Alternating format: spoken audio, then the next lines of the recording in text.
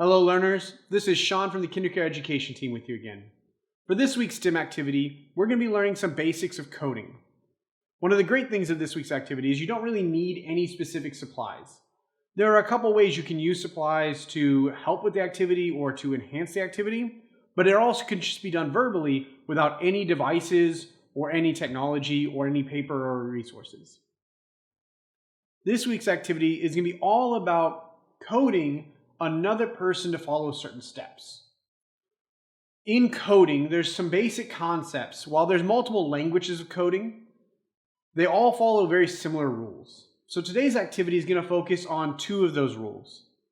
The first rule is just a basic command. A command is when you're instructing a device or a piece of technology or anything you're programming to do an act based off one step or one instruction or one statement. The other term, which we're going to build towards, is called a sequence. And all a sequence is a series of commands that follow a certain path to reach a predetermined outcome. So in today's activity, your child is going to be creating a sequence, a series of commands, to guide a family member or a friend how to do an activity using multiple commands over a period of time. So it's going to be like a game of verbal coding, verbal commanding, and we call this hopscotch coding. For today's example and for today's activity, I'm going to be using an animated version of our STEM robot, KC the STEM robot.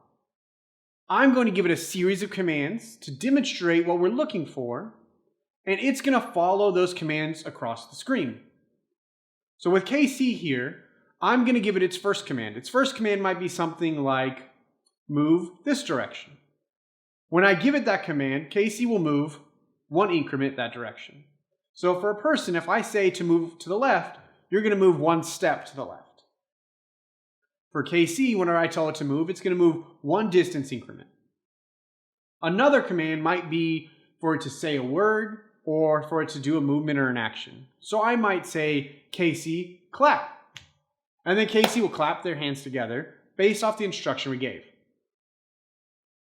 Using these instructions, I'm able to program KC to go across a certain distance. One other thing we can add to the activity is a third coding concept called a loop.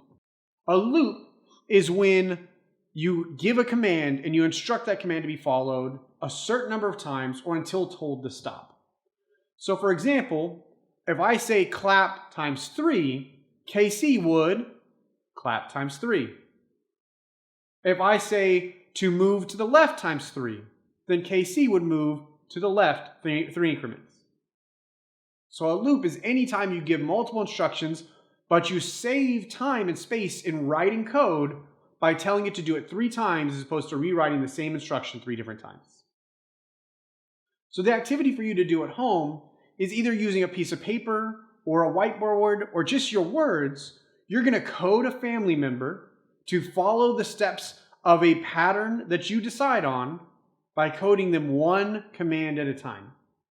For KC, I'm going to code and say that I want KC to move this direction twice. I'm going to want KC to clap 3 times. And then I'm going to want KC to move back the other direction twice and have KC put their arms in the air.